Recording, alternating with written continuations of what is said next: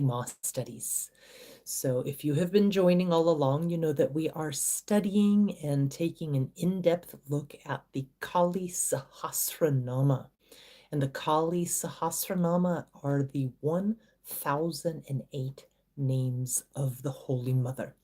So welcome to tonight's class. Before we get started, let's start by setting a barrier of energy and a renewal of energy around us with 3 Om shields, and reverence and honor to Ganesha, the Holy Mother's son. So let's bring our hands to heart center. Nice deep breath in, relax your shoulders and face.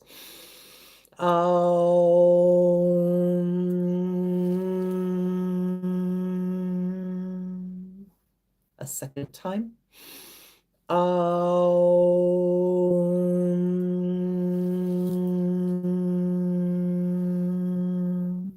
And a third time.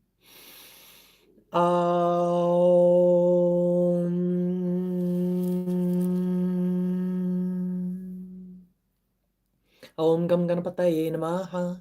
Om Gam Ganapataye Namaha. Om Gam Ganapataye Namaha. Om Gam Ganapataye Namaha. Ekdantaya Vidmahe Vakratundaya Dhimahi Tano Dantihi Prachodayat. Om Namo Bhagavate Ekatam Sraya Hastemukaya Lambodharaya Uchista Mahatmane Om Krom Ringe Swaha.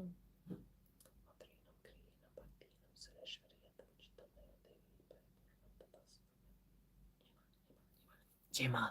All right, so tonight we are on verse 19 and names 131 through 138 of 1008.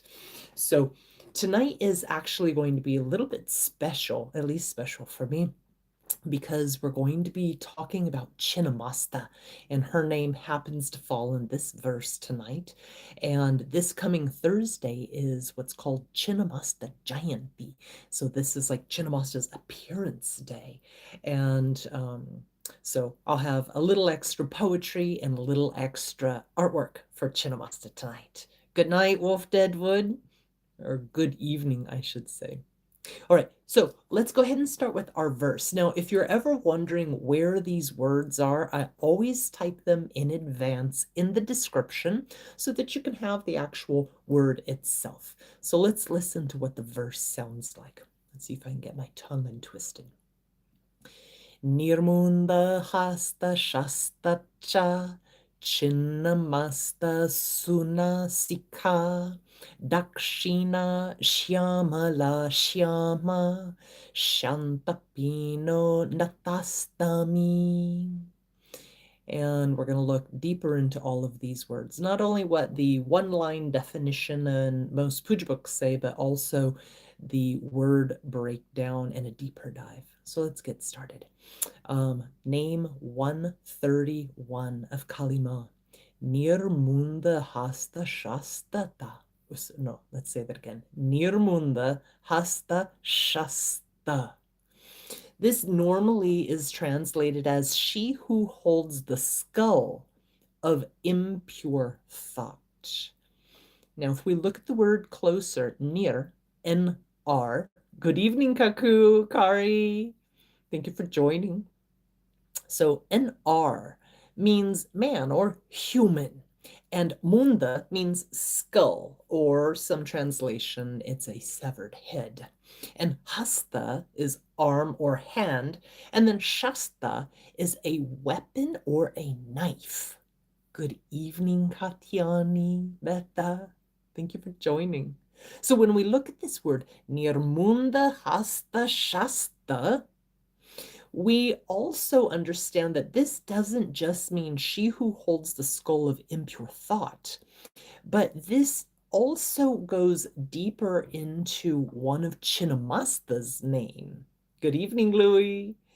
So Nṛmuṇdahastaśastā is another name for Chinnamasta. And as I said, tonight is a special night because this week is Chinnamasta Jayanti. So I'm going to be sharing artwork and poetry about Chinnamasta because she comes through this whole verse. And tonight, if you're just joining, is verse 19. So Chinnamasta is she who holds a skull weapon in her hand. And a type of skull weapon or skull knife called a purbra.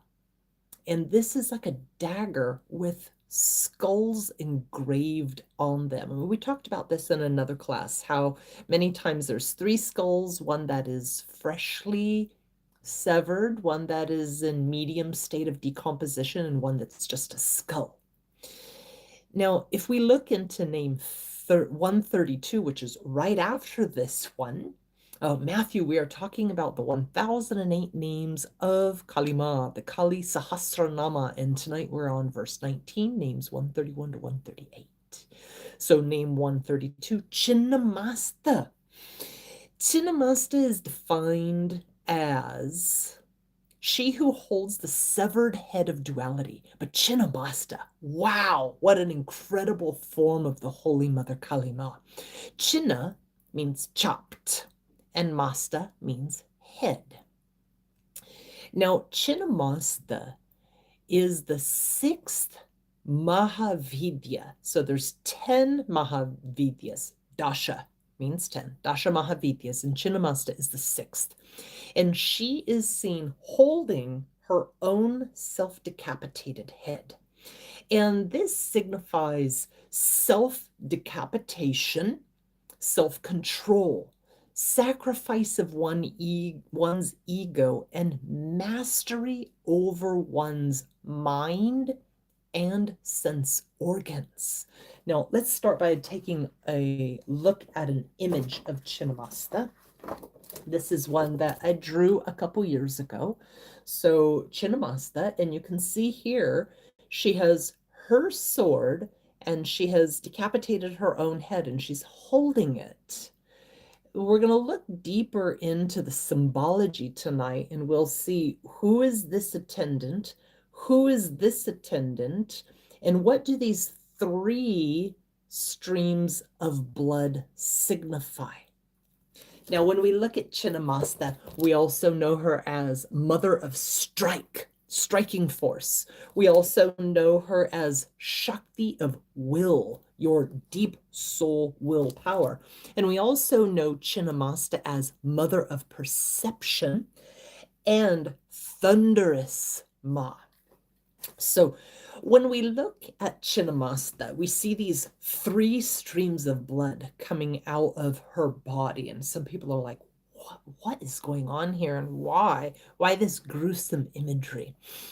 The 3 streams of blood from her decapitated or headless body represent the 3 streams of energy.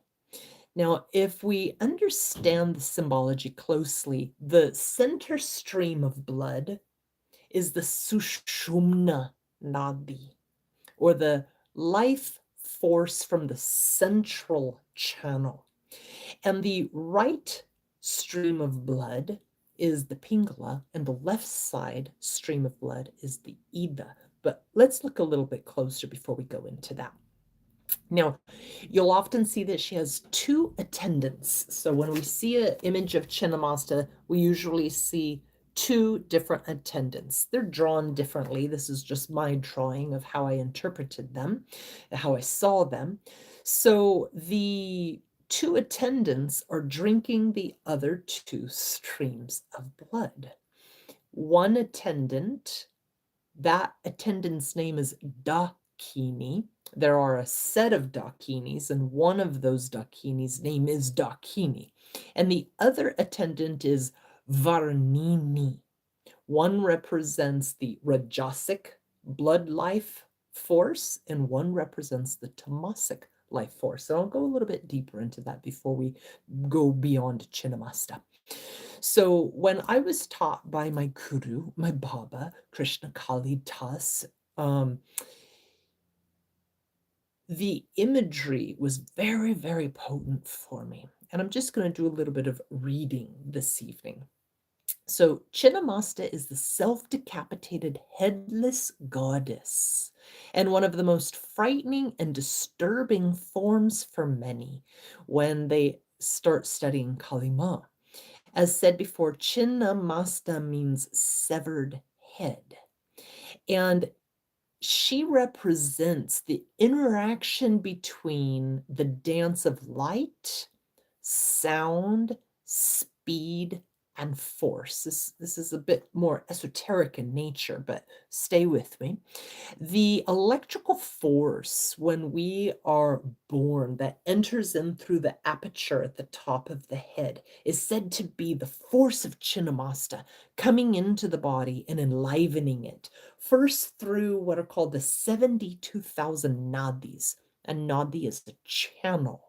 And we're a lot more than just this physical sheath. We also have an astral, psychic, or subtle blueprint. And so Chinnamasta's force comes down through the aperture of the head and enlivens these 72,000 channels. And the three largest channels of life force in the nadis, sushumna, central channel, the right side, the pingala, and the left side, the ida. Good evening, Journal of Stitchery, Cheba. All right, now each of those three streams of blood represent these channels. And why? Why are we depicting Chinnamasta this way? So when we understand Chinnamasta, she is like a lightning strike and she just combusts our ego. Sometimes people will start doing a sadhana to Chinnamasta and they go a little bit haywire in understanding who they are afterwards, because she really comes in and eradicates the disturbances of the ego. And I want to explain too that ego's not a bad word. Some people are like, ooh, ego, bad word. No, not necessarily. We want the Holy Mother Kali Maa, especially Chinnamasta, to purify our ego, to get rid of the disturbances or the non-beneficial aspects of our ego, the things that hold us back from liberation. All right, so back to this headlessness of Chinnamasta. Headlessness exposes our idea of who would I be without my head? Who would I be without my mind? And particularly Chinnamasta and Kali Maa, what's the most holy offering that we can give? Some people will say blood, but our head. In a lot of rituals that we do here at the ashram, we take a big coconut, which represents our head, and we whack it in half with a kukri knife. And when you hit it in half, you say a special mantra that's for eradicating disturbances in the ego. All right. So for tonight, because this week is Chinnamasta Jayanti, I want to share some poetry as well. So let me just open this up real quick. And this is poetry that I wrote. And of course, it's just my experience. So Chinnamasta Maa, mother of thunder, lightning strike, headless, eternal, filled with delight, gushing from three streams, bloody the sight. Mother perception, cut off my head, neurotic desires, sensories dead. The five sense organs, they get reset. To meditate deeply, willpower well fed. Abstinence and vision, balance dispread. Rajas and tamas, perfect apiece. Frightening, disturbing, violently cease my ego, my errors, my absurdities. Wear me like jewelry on your neck piece. Instant destruction, electrical force, mental disruptions, samsaras, divorced. Impale my ajna, that's the third eye, with power from source, and lap up my bloodstreams, prana, enforced. Whom is your bija, her bija mantra? Sushumna, now wide. Envelop me wholly, wholly allied, stripped down, bare with no hide. ultimate blessing. Direct all my senses, consciousness Christ, following elation in Krishna's love heist. Ratna, Kama, fully enticed, evils and hauntings all sacrificed. So this is another drawing that I did of Chinnamasta, very similar, the 3 heads, but instead of having her 2 attendants, there were 2 different colored serpents instead. And one thing you'll often see with Chinnamasta, there's often lightning in the background. In this one also, I tried to depict the lightning because she's associated with lightning, electrical force. All right, let's go ahead and move on tonight. Name 133, Sunāsikā. Sunāsikā, she who has an excellent organ of scent. Like a nose? Yes, Wolf Deadwood, that is Kalinosis. This is one of my author copies. I have a little stack here at the Ashram. I'm waiting for the book signing day, and then I'm going to have them available. Okay, so Sunāsikā, she who has an excellent organ of scent. Does that mean she has a pretty nose? What does that mean? Let's look at it a little bit more. So Su, we know, is beautiful, yeah? And Nasika is a nose. So it also means she who has a pretty nose. But this can also refer to nose movements in classical Indian dancing. So certain nose expressions, they have eye expressions, eyebrow expressions. We had that in one of the names. These are nose expressions. But Nasika also can mean ascent. So we can also understand Kali Maa as she who has a beautiful scent. Then what was interesting is Nasika is also a mudra that is used during Nadi Shodhana. So a lot of you know Nadi Shodhana. It's Nadi, channel, Shodhana, cleansing. Channel cleansing pranayama. Or it's also called Anuloma Viloma, which means alternate nostril. Now, when you do alternate nostril breathing, right, this is Nasika mudra. So this particular mudra, Sunāsikā, a beautiful mudra, and it happens to be used for doing alternate nostril breathing. And those of you who have studied yoga will know that alternate nostril breathing, or Nadi Shodhana, channel cleansing, cleanses the Ida and the Pingala, which we just talked about in relationship to the 3 streams of blood in Chinnamasta. I thought that was interesting. All right. And, I also had a question last week. Where am I getting all of this information from? Some of it is from my guru, my Tantra guru, Baba Krishna Kali Das. But much of it I've just been researching and looking up the Sanskrit names and bringing all this information together. Good evening, Jayadama, Jema. All right, so name 134 for tonight, Dakṣiṇā. Dakṣiṇā. A lot of people know Dakṣiṇā Kali Maa. So when we look in the puja book, Dakṣiṇā means she who looks to the south. Dakṣiṇā means south. But when we look closer, Dakṣiṇā also means the offering or sacrifice that is made in respect for guidance and teaching. Dakṣiṇā Kali is many times approached as a beginning sadhana because she's considered a more gentle form of Kali, a benevolent form of Kali, a more compassionate form. So many people start off with Dakṣiṇā Kali. But Dakṣiṇā also means a gift, an offering, a donation. And it's usually a gift or a donation given to a guru, to a teacher, to somebody who's guiding to convey gratitude. And da means to give. And when we look closer at this word, name and form of Kali Maa, Dakṣiṇā, Dakṣiṇā means right-handed.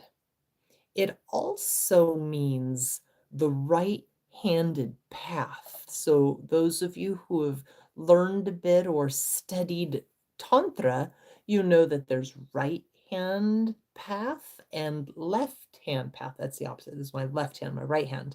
And the right hand path is Dakṣiṇā Marga.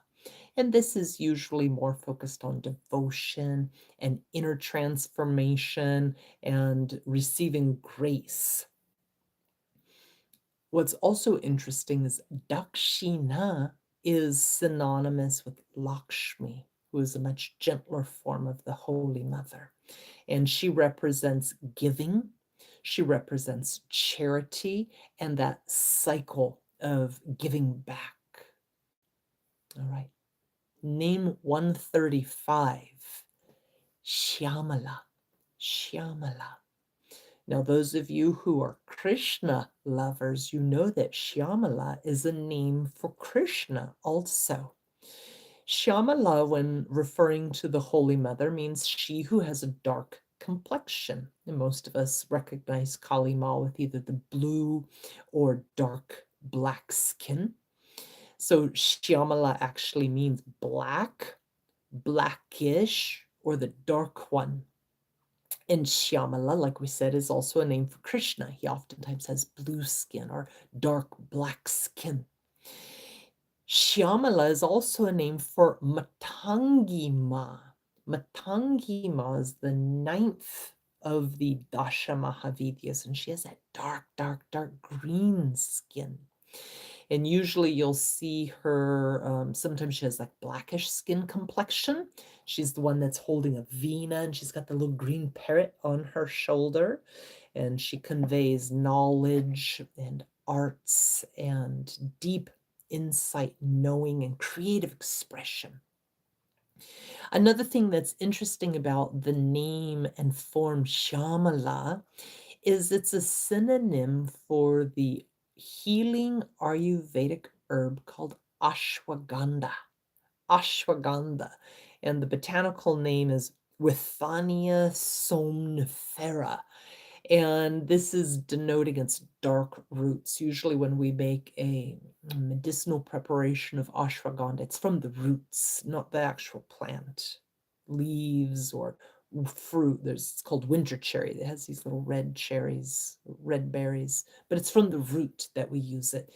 And it's a very powerful adaptogenic that stabilizes the nervous system, and it stabilizes our vitality and strength. And people who have a lot of rajasic energy, or those nadis that we talked about with Chinnamasta, if they're out of balance, ashwagandha can really help bring them into a more stable mental neurological state.